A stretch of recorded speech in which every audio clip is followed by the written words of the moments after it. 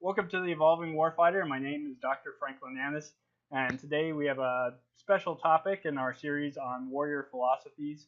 That's the topic of Transcendentalism. It was one of those topics that was important enough that I really didn't want to screw it up, so I spent a lot of time trying to find the right person to talk to. And I think I did that. An actual descendant of the Thoreau family, a man that's an author, an artist, and a performer, so definitely a polymath. Sam Torode.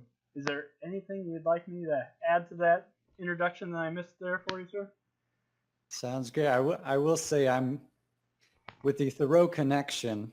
I've only learned about that about 5 years ago and reading about the Isle of Guernsey, which is where my family, the Torodes, came from. And I found that the Torodes and Thoreaus were one family back about 500 years ago or so. The two names separated in the pronunciation. So I'm certainly not a close relative, but I'll claim it. I'm very proud. Even that distant connection to Henry David Thoreau. Well, I love Transcendentalism. It had a big influence in my life. And to a lot of reasons, I really regret how many American philosophers sometimes downgrade this philosophy into a literary movement to try to not talk to it in terms of a philosophy. But could you give us a brief snippet of what Transcendentalism is? Sure, and I would start by contrasting it with what it isn't, which Emerson has a lecture called The Transcendentalist, and he begins by talking about materialism, which is the opposite. And in materialism, the focus is on matter. Everything in the universe is made up of matter. We are biological creatures. We're determined by our biology. And our biology is determined by our chemistry, and chemistry is determined by physics. So even, for example, our thoughts, a materialist would say, well, those are the chemical reactions in our brains. And today, probably the best known exemplar of this today would be Sam Harris, if you're familiar with his podcasts and books. And Sam Harris has a book called Free Will, where he argues that humans actually don't have free will. This is an illusion. Even our thoughts are determined by our chemistry and our genetics and our environment. So we really don't have free will. So against this philosophy of materialism, Emerson, he borrowed the term transcendental from Immanuel Kant, who said, and it was Kant who said that there are things within the human mind that transcend matter. And for instance, concepts like justice and love, these are things that are not determined by biology, and yet he believed that they were realities in the mind. So for Emerson, mind is the fundamental reality. And the theme running through all of Emerson's many lectures and his many essays, the continual theme is that our mind is powerful and that we tap into a universal mind. Okay. Also that humans, it's not just that our individual minds are contained within our head and that's what we're limited to. He believed that in fact every person is capable of thinking the same thoughts of a great person like a Shakespeare or a Newton. And I always really like that aspect about Transcendentalism in the sense that every individual could go out and learn the truth or experience the truth, but as it focused on individualism, it also had that connectivity of saying, well, in Emerson's self-reliance, we recognize greatness because we've had kind of those thoughts or ideas. So when we see a genius, it's the man who spoke up to explain things that we were too scared to say out loud. Right. And he wouldn't say that we're each as smart as, say, a Newton, that we might make a scientific discovery ourselves, but that because the human mind is a common and shared, that we are capable of reading their thoughts and getting it and understanding it.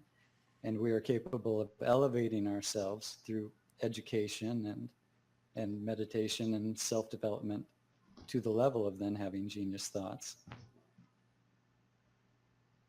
Well, thank you. I guess this will lead into our second question, and this relates more to my kind of military specialty. Is since transcendentalism really focused highly on individualism or allowing everyone to have the freedom to control their own destiny or follow their own truth, how did transcendentalism as a movement impact the American Civil War? Hmm. That's an interesting question. Going back to what you said about an individual following their own truth, it reminds me of Henry David Thoreau saying that he doesn't want people to all be the same. He would have each person follow their own way, not necessarily his way of building a cabin out in the woods, but that he wanted each person, whatever their vocation is, to really look to the fundamentals and examine things from the ground up and then act rather than just following tradition, following what other people are doing, and allowing yourself to be shaped by the environment around you. And as regards the Civil War, of course, the Transcendentalists definitely had a very pacifist leaning and would have been against conflict and against war. But where Emerson in particular was really driven to action was when the fugitive slave law was passed. And that law said that an escaped slave, if they were caught in Massachusetts, they would have to be returned to the South. And the Emersons were part of the Underground Railroad, as were the Thoreaus, and they saw that as impinging upon their rights and what they were doing. And that's, Emerson was certainly aware of the slavery issue before then. He had spoken out against it, but it was the fugitive slave law that really drove him to action. And his wife even draped the fence in front of their house, draped it with black cloth after that law was passed. And I think that stayed there for several years. So Emerson, he said that he would have been opposed to the war if it was only for the sake of preserving the Union. So the Union itself as an abstract idea was not good enough, but for the cause of freedom and justice and of course the individual, the human rights of the slaves, he believed that was a just cause for the war. And he was certainly a big influence on Abraham Lincoln. I think in Lincoln's speeches, with eloquence, you can see he was familiar with Emerson's lectures and essays, and certainly influenced by his rhetoric. And then Emerson traveled to Washington, D.C. in the early 1860s, and he lectured at the Smithsonian Institution, and Lincoln was in the audience. And Emerson pushed for immediately emancipating the slaves, rather than waiting for a time when the political calculations were right and such. And about a year after that is when Lincoln issued the Emancipation Proclamation. So he's certainly had his influence and involvement in the Civil War in that way, even though he was a pacifist by nature. Okay, well, yeah, that makes a lot of sense. I know that both Emerson and Thoreau supported John Brown, especially after Harper's Ferry incident. One of my favorite books, just to deal with diversity inside the Army, is Army Life in a Black Regiment, that was written by a gentleman that was given command of the 1st Regiment of South Carolina. It was made out of freed black slaves. Quite an interesting man to the Transcendentalist movement himself, named Colonel Thomas Wentworth Higginson. It's a book I wish all the members of my audience would go out and read. But it talks about a great way of introducing and accepting diversity inside the military and treating everyone, or aiming at the goal of becoming soldiers versus saying, well, this is a black soldier, this is a white soldier, or I'm not going to purposely try to elevate certain aspects of society, but I'll just select those that can rise up and be good soldiers. So definitely an amazing book in that regard. And that gentleman definitely has quite a tradition after the war, continuing on with the Transcendentalist movement. But And that's, yeah, that I'll have to look that book up because I haven't heard of it Yeah. before. But the name Thomas Wentworth Higginson does ring a bell. I think he was a classical scholar and wrote some translations of the Stoics, I believe. So that's very interesting. And he did note that the freed slaves that became soldiers had this natural transcendentalist mentality to them, where it's, I can determine life, or I can take responsibility, and I can go out and do this kind of wonderful things or discover truth on my own. So definitely well worth the time to read or listen to if you like audiobooks. And that also reminds me on why Emerson was ahead of his time in recognizing the common humanity of African Americans of all races. He was very interested in the Eastern religions.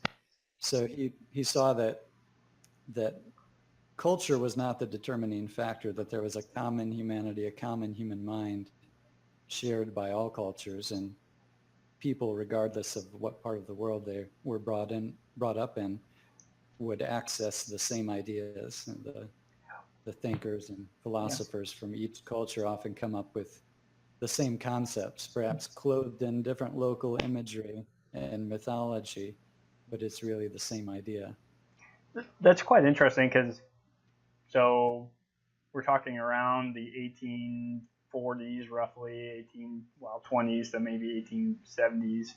We see the influx of the non-Christian religious texts that really weren't primarily available before. So especially with Emerson, he has a chance of reading these other religious texts and, like you said, kind of discovering these similar truths, but they're put in different language, or you can see how the humanity might tap into the divine, even if it's through different religions. Right, yeah. And certainly Emerson's ideas on religion had been developing. He was a minister. He trained to be a minister at Harvard Divinity School.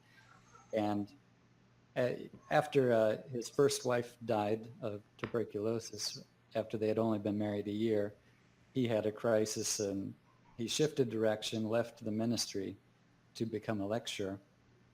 But as his ideas developed, he became exposed to the Eastern religious texts, as you're saying, and they resonated with many of the things he had already been thinking, and certainly he deepened his ideas. And I believe that Emerson and Thoreau were among really the first handful of Americans to read those books. There probably wouldn't have been more than 50 at that time. And they read the German translations, I believe, rather than, I don't think they knew Sanskrit or Chinese, but they would read the German translations that were coming from overseas. Okay.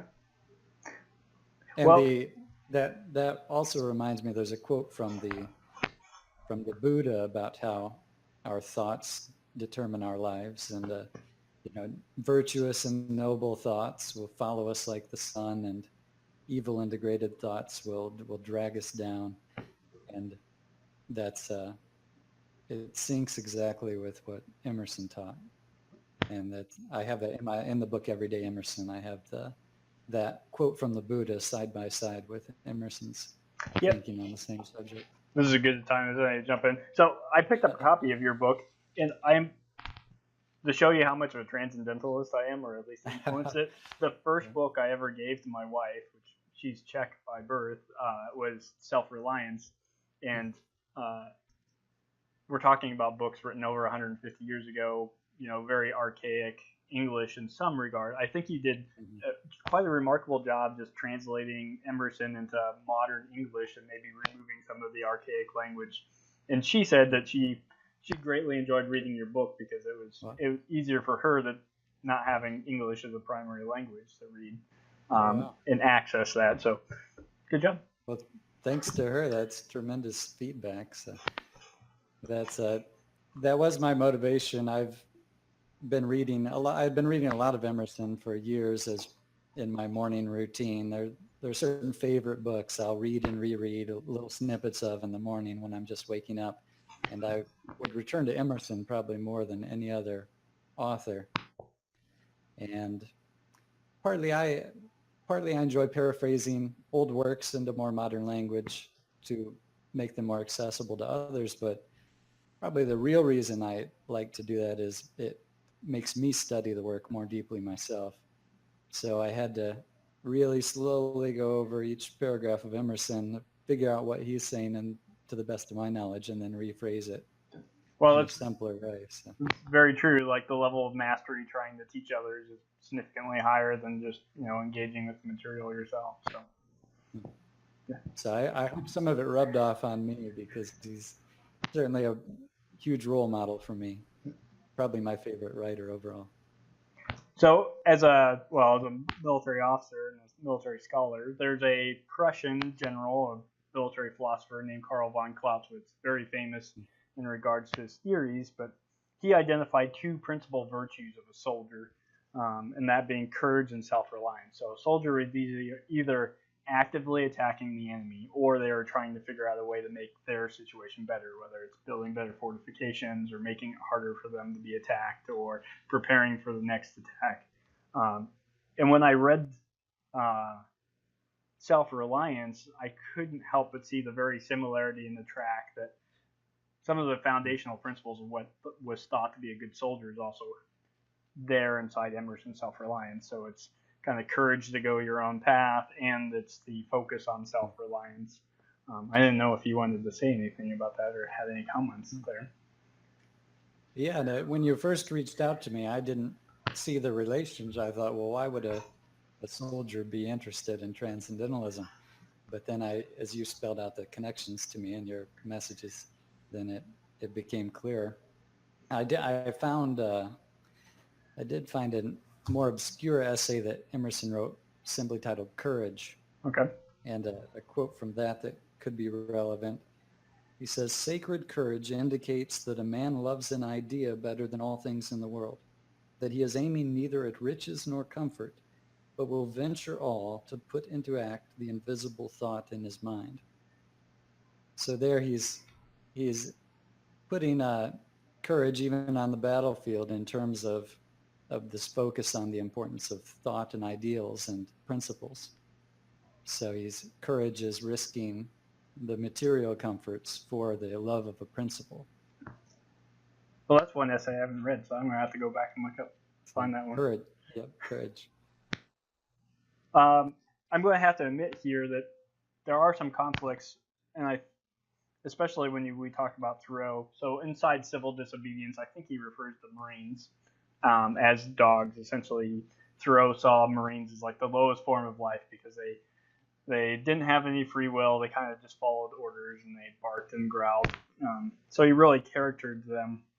And we'll talk about this later on, but I think that, or at least I'd hope that all American soldiers would inspire to be kind of independent, self-thinking.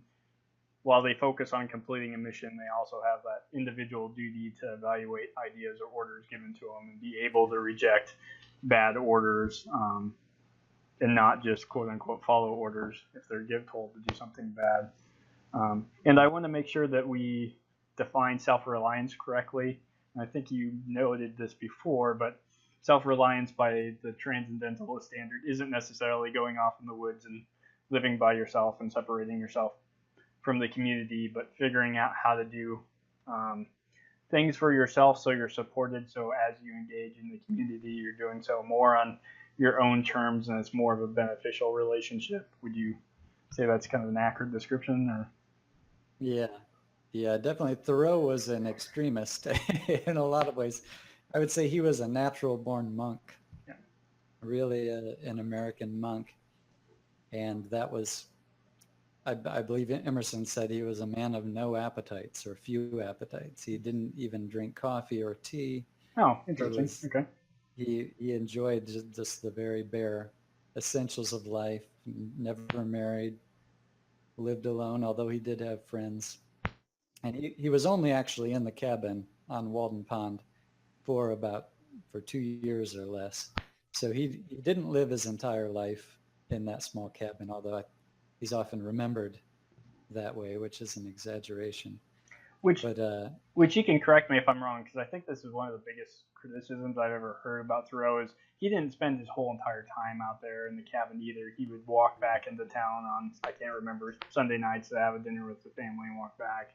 Right. So a lot of Right. people Yes. can attack his approach to life because he wasn't necessarily entirely monkish. Hmm.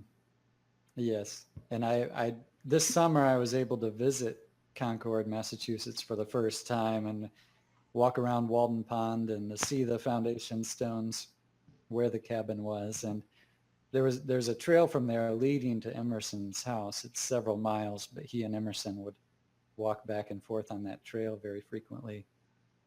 And they were favorite conversationalists. Emerson said that, even though he disagreed often with Thoreau, that was his favorite person to walk and talk with. And with what you were saying about Thoreau calling the Marines dogs, that was during the Mexican-American War, fighting the American military fighting to annex Yes. parts of Mexico at that time, and he did not believe that that was a just reason for war, and that's when he refused to pay his taxes, and he was put in jail for a night, and then Emerson came and paid that tax to get him out. And it's funny, even in his essay, he slams Emerson for paying that tax. he wished he wouldn't have done it.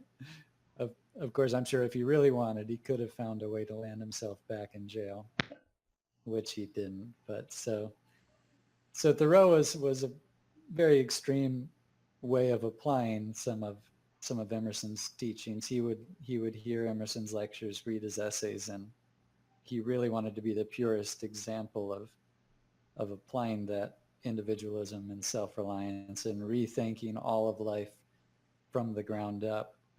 But he was not the only example. And Emerson himself uh, was much broader, and it embraced many ways of life. And he traveled to England and visited Europe, and where Thoreau really looked down on that. He thought that Emerson should not have even bothered traveling to Europe. So there are certainly some disagreements within the Transcendentalist school, and that's all well and good. Okay, next question. Uh, so do you believe that Transcendentalism might be a useful philosophy for soldiers of our republic, given the fact that it focuses so much on kind of individual freedoms that might be a safeguard to prevent the military from doing nefarious things against the population? I think so. I think so. Yeah, what you just said makes a lot of sense. The the valuing of character, of course, and Emerson, huge focus on character, the idea of that character is destiny, and he would he would say that when you do a noble act, when you do a good act, you're instantly rewarded because it ennobles your character. When you do a wrong or evil act, you're instantly degraded because it degrades your character.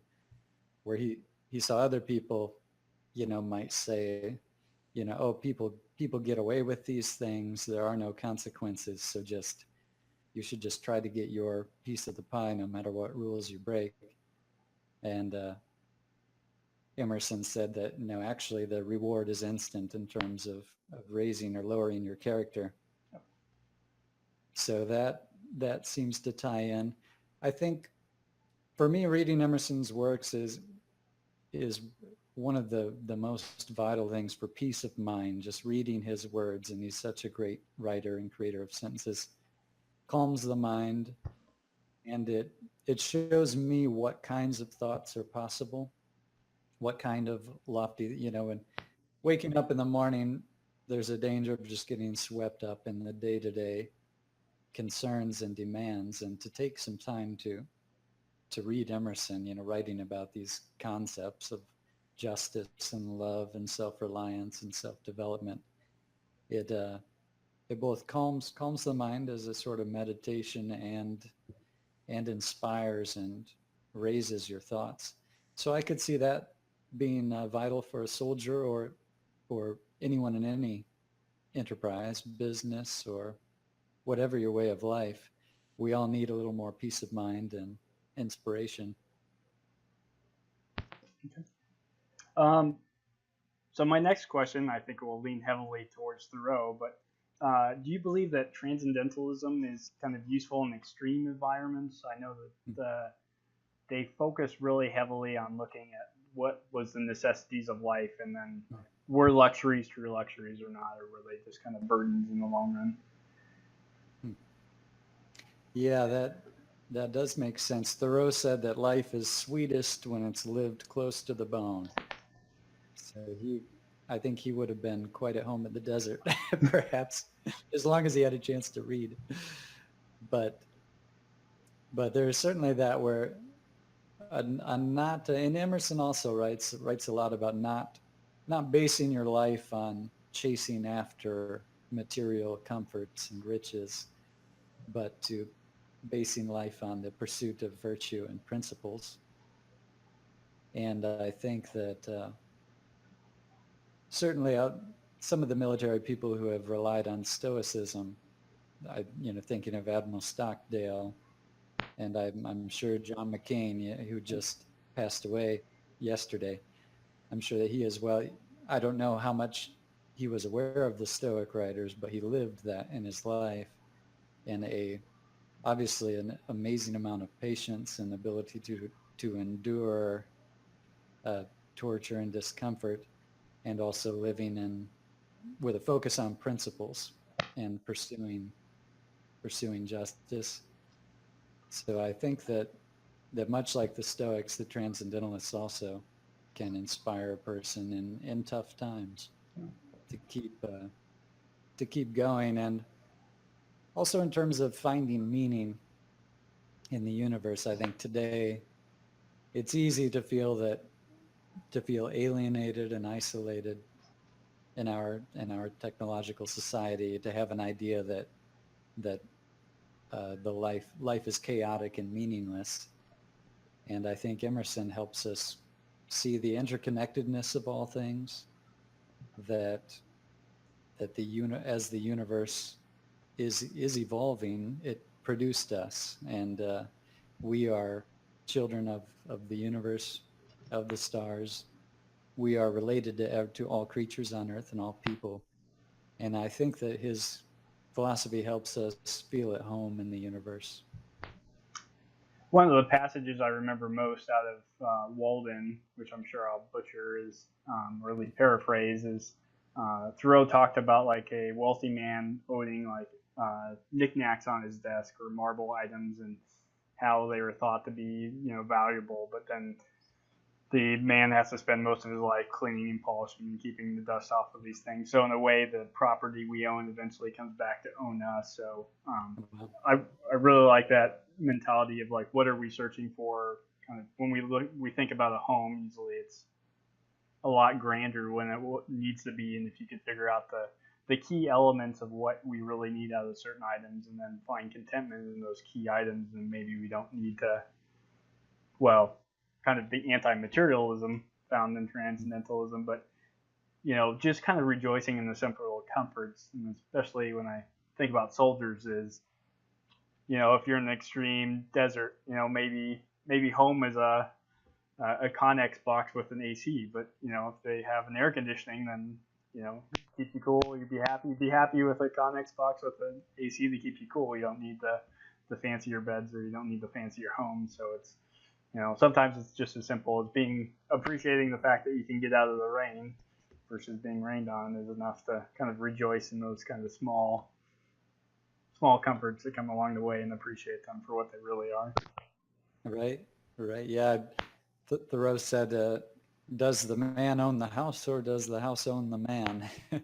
And I think any of us who are doing home maintenance or having a leak in the roof, that thought often comes back. But I think Emerson, yeah, he had his share of tragedy in his life as well, with his first wife dying very young, and then his child Waldo dying at age 4, also in the early 1840s.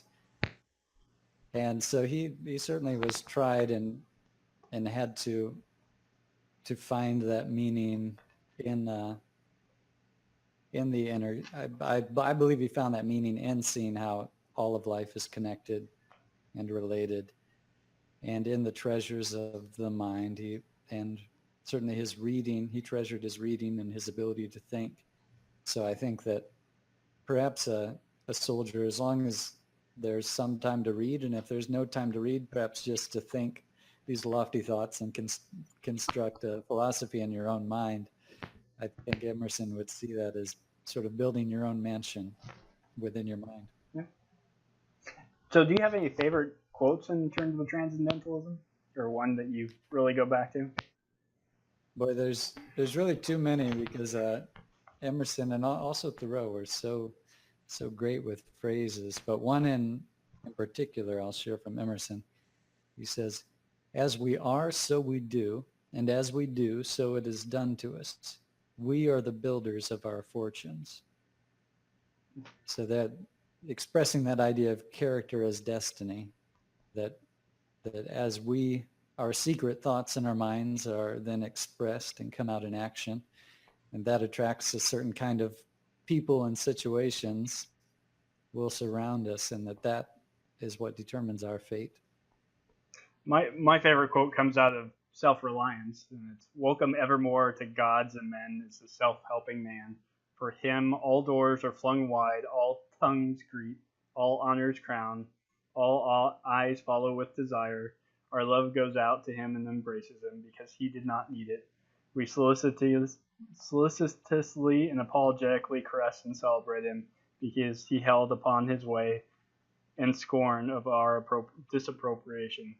The gods loved him because men hated him." And I love this passage because I think I see it a lot in society, where like the most successful men or individuals, I should say, kind of found courage and confidence in their own vision and dreams, and were comfortable enough to kind of chase the big dreams with everyone telling them that they'll fail, and then they end up being these great successes, and then everybody really admires them, knowing that no one believed in them, or very few people had faith that they'd ever achieve this greatness. And then, well, a lot of us feel so much jealousy that how we wish that we were that brave, or we wish that we were that good to follow our dreams and build companies or chase dreams.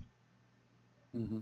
And as you suggested there, with Emerson used the word men to include both men and women, and we can certainly find examples of self-reliance in women, and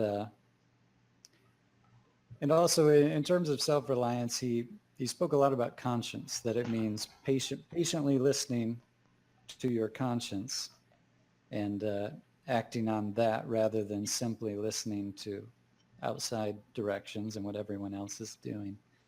So I think that in particular is at the core of self-reliance. So it's not about hero worship. I think a lot of people find it easy to think, oh, this person was so great, and Emerson would say, well, you're capable of that as well, by patiently listening to and following your own conscience. You are capable of heroism too. And I guess we can throw in right here, it's a good spot to say that the Transcendentalists were really among the first, to support what we call first wave feminism now, the right for women to vote, or to have more rights or equal rights to men. So Emerson really was kind of and really using it in a gender neutral type of way, in terms of every individual of either sex were equally capable of engaging and participating in these type of philosophies. Right. A lot of Emerson's intellectual compatriots were women. Margaret Fuller, one of the best known, and I have an excerpt in Everyday Emerson from a speech he gave to the Women's Rights Convention, supporting women's rights to vote, and it still took about 65 years after he gave that speech for it to actually happen.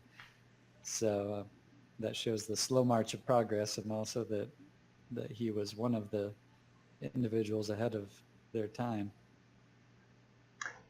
So I know we've been talking a lot about your book, Everyday Emerson, and I know this is available on Amazon, but for my audience members that want to take a look at more of the things that you've done, could you tell us how to get a hold of you, or where we might find some of your books or works? Yeah, the best spots will be amazon.com/author/Sam Torode. And then on Facebook, facebook.com/Sam Torode Books. Okay. Those are the two spots. And I think of other things I've written, the related books to Emerson that your audience might be interested in. I've paraphrased a couple of the Stoic books, which I know I have listened to the interview you did with the philosopher on Stoicism. Yes, Donald Robinson. Just recently. Yeah, that was a wonderful. So I have a paraphrase of Marcus Aurelius's Meditations, and then the manual of Epictetus, and also the book As a Man Thinketh by James Allen, paraphrase edition. That he was an English writer in the early 1900s who was quite a bit influenced by Emerson. Okay. So it's another brief classic on the power of thoughts. I'll have to take a look at that one myself. So I guess we come to our final question, but is there any other comments or ideas about Transcendentalism that you wish that soldiers knew or the general population knew more about Transcendentalism? Yeah, I did find another quote I thought would be of interest. I found that Emerson has a short essay called War. Oh, okay. that was in his miscellaneous papers. So if you look up his collected works in the miscellaneous, there's an essay called War. And he says, the cause of peace is not the cause of cowardice. If peace is sought to be defended or preserved for the safety of the luxurious and the timid, it is a sham. War is better than that, and the peace will be broken. If peace is to be maintained, it must be by brave men who have come up to the same height as the hero, namely the will to carry their life in their hand and stake it at any instant for principle, and who have gone one step beyond the hero and will not seek another man's life. Men who have, by their intellectual insight or by their moral elevation, attained such a perception of their own intrinsic worth that they do not think property or their own body a sufficient good to be saved by such dereliction of principle as treating a man like a sheep. So I thought, in particularly speaking, that creating peace takes as much or more courage as war. I thought that was a very appropriate and interesting quote. That's definitely very true. Very true. Well, and I know that's of course a lot of or most of what our military is engaged in. It's right now is preserving peace. Yeah. And certainly we all hope for more of that. Yeah, the hardest part about fighting wars is figuring out how to come home after you mostly won the battle. So, so and there I think for returning soldiers, yes, that in search of that peace of mind, I think reading Emerson again very helpful to me when I was going through hard times, and I think it could be helpful to anyone who resonates with him. Yes, to find peace of mind. That's very true. And I used to actually give out copies of Self-Reliance when I worked with the Disabled Veteran or Homeless Veteran Program. I used to work for the Nebraska Department of Labor, and definitely if you can adapt kind of the Transcendentalist worldview, I think it's really easy. Well, I should say easier to kind of fight your way out of very difficult times, whether it's extreme poverty, homelessness, drug addiction, because I think Emerson really gives you the power to see the world and start again. And he does bring back to the fact that, you know, each one of us is capable of genius, and we can kind of start where we are and kind of build that empire from where we are. And then the focus against materialism, especially if you find yourself in extreme situations like poverty, it really helps because you're not focused on kind of these false luxuries, but you're focused more on the true necessities of life. And then if you just focus on those necessities or collecting those, then you can kind of find something rewarding and meaningful for your life, and you're capable of slowly climbing out of the situation you find yourself in. That's great. Well, I really appreciate the work you're doing, and both in the working with veterans and on your podcast here, and helping people find peace of mind through philosophy. It's wonderful. Well, I definitely thank you for your time. It's been a wonderful conversation. For the audience out there, if you haven't subscribed yet to the Evolving Warfighter, I please invite you to subscribe. We talked about it, but if you haven't seen the interview with Donald Robertson concerning Stoicism, I'll leave a link for you here. And as always, until next time, focus on your self-development so we can ensure that we can dominate the modern battlefield.